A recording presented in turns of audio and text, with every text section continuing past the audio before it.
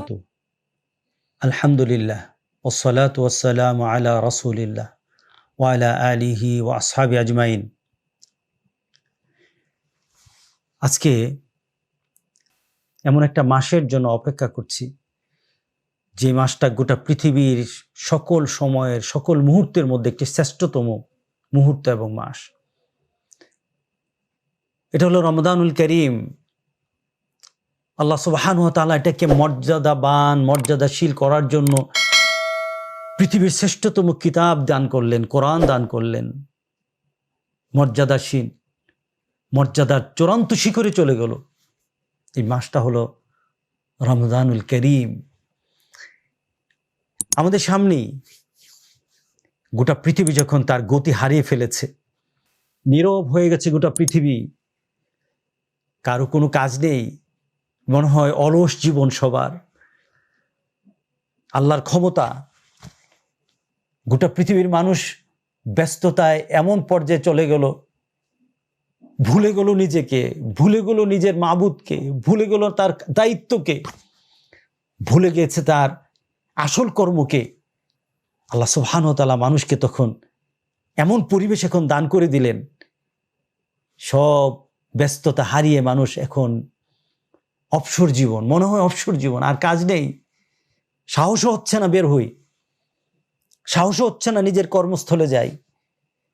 আল্লাহু আকবার, আল্লাহু আকবার। মাবুদ, তুমি শ্রেষ্ঠ, তুমি মহান, তুমি ক্ষমতাধর, তোমার কাছে আমরা আত্মসমর্পণ করি। ঠিক এই মুহূর্তে রমাদান আমাদের সামনে উপস্থিত হয়ে গেছে। আল্লাহ সুবহানাহু ওয়া তাআলা এই রমজানকে আমাদের উপযুক্ত করে দেওয়ার জন্য আগে থেকে ঘোষণা দিয়ে রেখেছেন, তোমাদের কাছে যখন রমজান চলে আসবে আমি জান্নাতের দরজাগুলি খুলে দেব। ফুতিহাত আবওয়াবুল জান্নাহ, জান্নাতের দরজা খোলা হয়ে যাবে। ওয়াকুল্লিকাত আবওয়াবুন নার, দুজকের আগুনগুলি, দুজকের দরজাগুলিকে বন্ধ করে দেওয়া হবে তোমার পরিবেশ জন্য, তোমাকে আমি জান্নাতি করার জন্য, তোমাকে আমি জান্নাতে নিয়ে যাওয়ার জন্য একটা সুন্দর পরিবেশ আমি দান করে দিই। ওয়াসুফিদাতিশ শায়াতিন, এবং শয়তানকে আমি শৃঙ্খলাবদ্ধ করে দিই যেন তোমাকে কুমন্ত্রণা না দিতে পারে রমাদান মাসে। কি সুন্দর পরিবেশ, কি সুন্দর পরিবেশ। রাসূল সাল্লাল্লাহু আলাইহি সাল্লাম বলেছেন, মান সামা রমাদানা ঈমানান ওয়া ইহতিসাবান গুফিরা লাহু মা তাকাদ্দামা মিন যামবি। কেউ যদি অত্যন্ত ভালো হৃদয় নিয়ে, একটা ঈমানের সাথে, একটা চূড়ান্ত চাহিদার সাথে রমজান মাসের সিয়াম সাধনা করে, গুফিরা লাহু মা তাকাদ্দামা মিন যামবি, গত জীবনের যত গুনাহ আছে মাফ করে দিবেন আল্লাহ সুবহানাহু ওয়া তাআলা। এই তো আমার রমাদান সামনেই। আমি কি প্রস্তুত? আপনি কি প্রস্তুত? ওই মানসিকতাকে সৃষ্টি করতে পেরেছেন? আপনাকে এই মানসিকতা সৃষ্টি করার জন্য দুটো জিনিস লাগবে।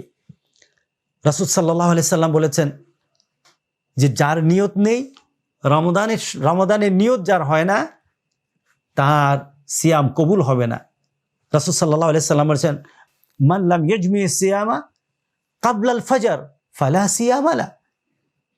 যে সিয়ামের জন্য, যে রোজার জন্য যে নিয়ত করতে পারলো না, অর্থাৎ নিয়ত ছাড়া আপনার রোজা হবে না, নিয়ত ছাড়া আপনার রোজা হবে না, ফালা সিয়ামা লা, ফজরের আগে আপনাকে নিয়ত করে রমজানকে স্টার্ট করতে হবে, রোজাকে স্টার্ট করতে হবে।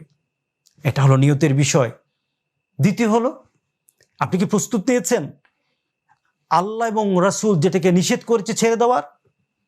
যদি আপনি মনে করেন মিথ্যা কথা বললেন, রোজাও রাখলেন, চুগলখুরি করলেন, রোজাও রাখলেন, অন্যের ক্ষতি করলেন, রোজা রাখলেন, আপনি আপনি আপনি মানুষের জন্য কল্যাণের চিন্তা করলেন না, অকল্যাণের চিন্তা করলেন, রোজাও রাখলেন, রাসূলের ঘোষণা শুনে নেন, মান লাম ইয়াদা কাওলা যুর ওয়া আমালা বিহি ফালাইসা লিল্লাহি হাজাতুন আইয়াদা তাআমাহু ওয়া শারাবাহু।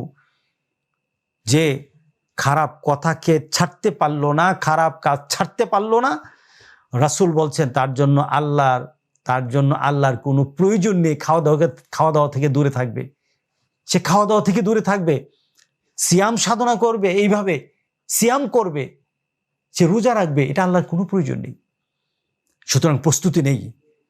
আমরা একটা নতুন উদ্যমে, নতুন উদ্যোগে, নতুন একটা প্রস্তুতি নিয়ে এই বছরে রোজা রাখবো। বের হতে পারবেন না, আড্ডা দেওয়ার সুযোগ নেই, সোশ্যাল ডিস্টেন্স। কোথায় যাবেন? এবার চোখের পানি ফেলে ঘরে বসে বসে কাঁদেন আর আল্লাহর কাছে বলেন, মাবুদ এই পরিবেশ আমাদের থেকে তুমি উঠায় নাও। আমরা গত বৎসরগুলির মধ্যে রোজাকে যেভাবে পালন করেছি, মাবুদ এইভাবে যদি পালন না করতে পারি, আমার তারাবি যদি আমি না পড়তে পারি, আমি যদি মসজিদে গিয়ে নামাজ আদায় না করতে পারি, আমি যদি মানুষের বিপদ আপদে তার কাছে যেতে না পারি, মাবুদ আমার তো তৃপ্তি হবে না। তুমি আমাকে সেই পরিবেশ দান করে দাও। আপনি প্রস্তুতি নেন, আপনি এই ধরনের চিন্তা আপনার মধ্যে জাগ্রত করেন। যে বান্দা আল্লাহর কাছে চাইতে জানে, যে বান্দা আল্লাহর কাছে এভাবে কাঁদতে জানে, আল্লাহ তাকে মাফ করবেন। আল্লাহ পরিবেশ দান করেই দিবেন ইনশাআল্লাহ। ওই মাহবুদের উপর আমরা রমজান মাসে একটা আশা রাখি, রমজান মাসে আমরা একটা পরিবেশের জন্য আশা রাখি। মাহবুদ তুমি আমাদেরকে রমজান মাস দিয়ে গোটা পৃথিবীর মানুষগুলিকে তুমি মাফ করে দাও মাহবুদ, মাফ করে দাও। আল্লাহ যেন সবাইকে সেই ধরনের প্রস্তুতি নেওয়ার তৌফিক দান করে। আল্লাহ আমাদেরকে কবুল করে নেক। আল্লাহুম্মা বাল্লিগনা রমাদান। মাহবুদ আমাদেরকে রমজান পর্যন্ত পৌঁছার তৌফিক দান করে দাও। আপনি কি এখনো চিন্তা করতে পারবেন, পৌঁছতে পারবেন যদি আল্লাহ আপনাকে না নেয়? সুতরাং ভিতরে সেই ধরনের আশা আকাঙ্ক্ষা জাগ্রত রাখুন, ইনশাআল্লাহ আপনাকে আল্লাহ কবুল করে নেবেন। আপনাদের সবাইকে রমজান করিমের মোবারকবাদ এবং স্বাগত জানাই রমজান করিমকে, এবং সবাইকে সুস্থতার সাথে এ রমজান পালন করার মতো শারীরিক যোগ্যতা, মানসিক শক্তি আল্লাহ যেন সবাইকে দান করে দেয়। আমিন। আসসালামু আলাইকুম ওয়া রাহমাতুল্লাহি ওয়া বারাকাতুহু।